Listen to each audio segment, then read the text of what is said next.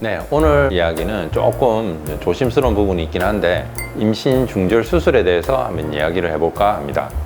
예전보다도 정말 많은 분들이 전화 상담이나 온라인 상담 아니면 실제로 오셔서 상담을 많이 하고 있습니다. 그러다 보니 환자분들이 일반적으로 잘못된 상식을 가지고 오시는 분도 많고 또 수술 자체가 굉장히 큰 수술인 것처럼 너무 걱정을 많이 하셔서 오시는 분들이 많습니다. 물론 임신 중절 수술이 전혀 문제가 없는 수술은 아닙니다. 본인이 임신을 빨리 인지를 하고 임신 초기 때 결정을 해서 수술을 하게 되면 큰 부작용 없이 마무리가 되는 경우가 대부분이지만 임신 주수가 10주 이상이 넘어가는 상황에서는 조심을 해야 되고 시술 후 관리도 잘 하셔야만 이후에 합병증이 안 생기게 됩니다.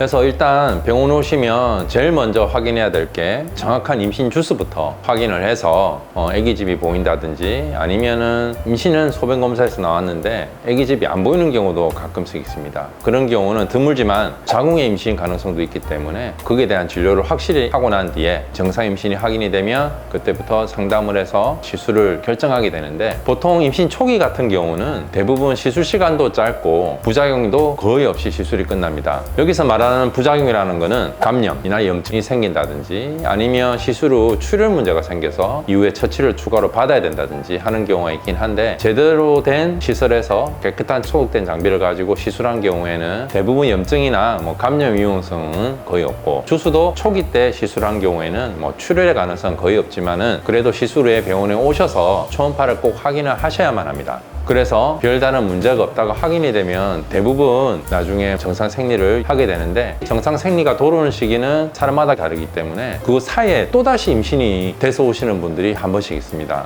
본인은 생리를 안 해서 아직까지 생리 중이 아닌 것 같다 생각을 하시고 별다른 비임이 없이 또 잠자리를 가졌다가 이상하다 해서 오셨는데 보면 또다시 임신이 되는 경우가 있습니다. 그래서 이런 부분들은 정말 조심을 해야 되고 초음파 사진상 안에 피가 고인다든지 이런 부분들이 없는 경우에는 거의 문제가 되지 않기 때문에 그리고 요즘에는 피유증을 조금이라도 줄이기 위해서 유착 방지제라는 거를 사용하게 됩니다. 혹시나 이제 그 상처로 인해서 자궁 안쪽에 유착이 될까봐 저희들이 병원에서 약을 넣게 되는데 그런 약까지 쓰게 되면은 이후에 합병증 자체는 거의 없기 때문에 여기서 다시 한 번 더 설명드리고 싶은 것은 이런 시술 자체가 100% 문제가 없는 시술이 아니기 때문에 여러분들이 가능하면 빠른 시일에 결정하는 게 제일 좋고 그리고 이걸 계속 반복 여러 번 시술을 받게 되면 그 반복된 시술 때문에 나중에 정말 원하는 임신을 해야 될 시기 때는 또 임신이 안 될 수 있습니다. 그래서 이후에는 철저하게 피임을 잘 하셔서 다시는 이런 시술을 안 받게끔 하시는 게 더욱더 좋겠습니다.